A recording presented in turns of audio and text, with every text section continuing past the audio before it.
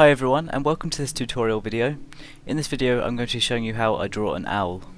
In this example I'm using a mechanical pencil, but you don't have to use that, you can use any kind of pencil.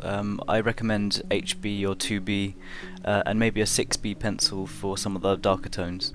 I also recommend a blending stick, as it can really help when you want to add some smoother shading.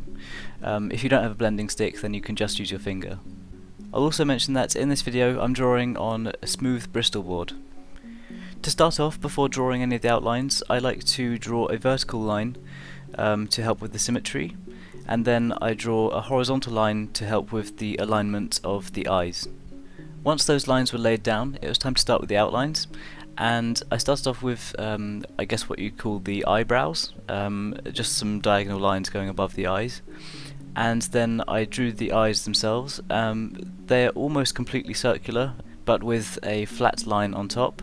They are about 1.5 eyes width apart, and I should also mention that the eyebrows and the top of the beak are in alignment with the bottom of the eyes.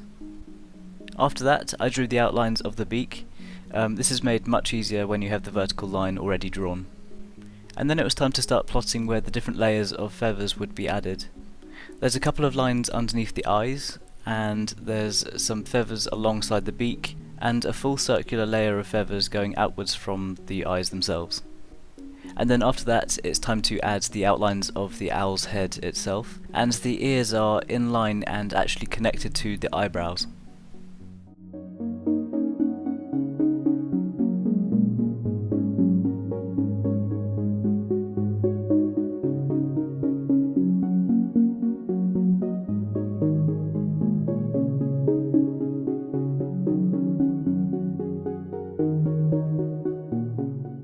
And now, with the outlines drawn, it's time to add the shading. I always like to start off the shading with the eyes, as they're my favourite part to draw. I started off by adding a dark outline to the underside of the eye, and then I added the dark shading to the pupil as well, but I made sure to leave a highlight. I think highlights are incredibly important for eyes, and they really help to bring your drawing to life. And then I added some basic shading to the iris and blended it across with the blending stick, making sure to leave the lower parts of the eye a little bit lighter and adding some darker shading to the tops of the eye and underneath the eyebrow.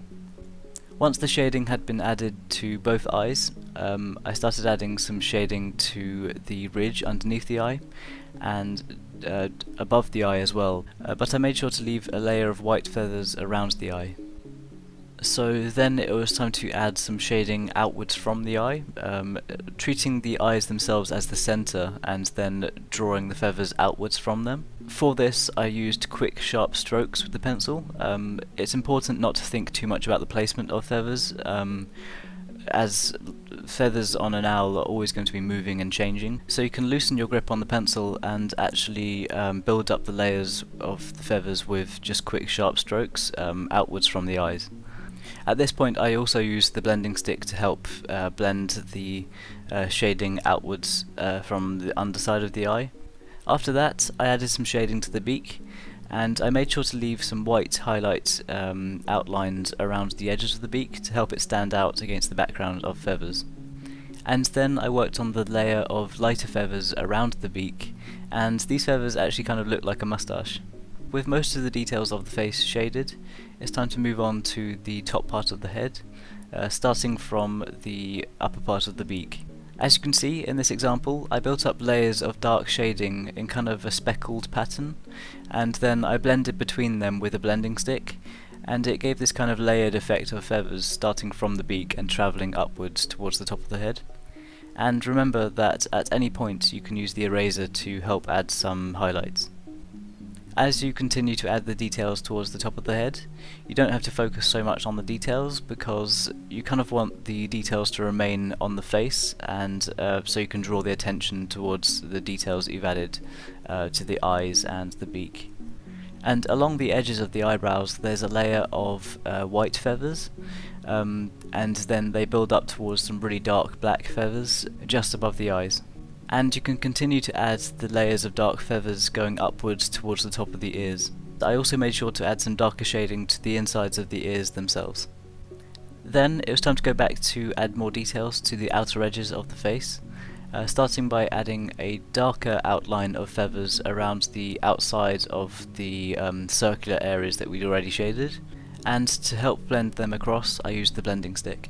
Outwards from that I used the speckled effect of feathers that I used at the top of the head, by just creating the speckled pattern and then blending over the top of it with the blending stick. With the details of the face and the head shaded, it was time to start adding layers of feathers going downwards from those, and I kind of used the same principle of just adding layers of speckled effect with the pencil and then blending over the top of them with the blending stick. And you'll be able to see when I start to add the shading and the feathers to the chest, this effect can work very well, especially with the inclusion of using a bit of the eraser. It's a really simple and effective way of creating a layered, feathered effect. I really hope this video is helpful in some way, and if you followed this video along, or if you've worked on anything similar, then feel free to show me your work on Twitter or Facebook or Instagram. If you enjoy drawing videos, or if you want to learn more about how to draw, then feel free to subscribe to my channel, and any likes or shares on this video are hugely appreciated. It means so much to me and it really helps the channel out. If you want to follow me on Twitter or Facebook or Instagram and follow along with the progress photos throughout the week, then be sure to check out the links in the description box below. And once again, thank you so much for the support on this channel. It really means a lot to me, and working on these videos is so much fun. Thanks for watching this video, and I'll see you all soon.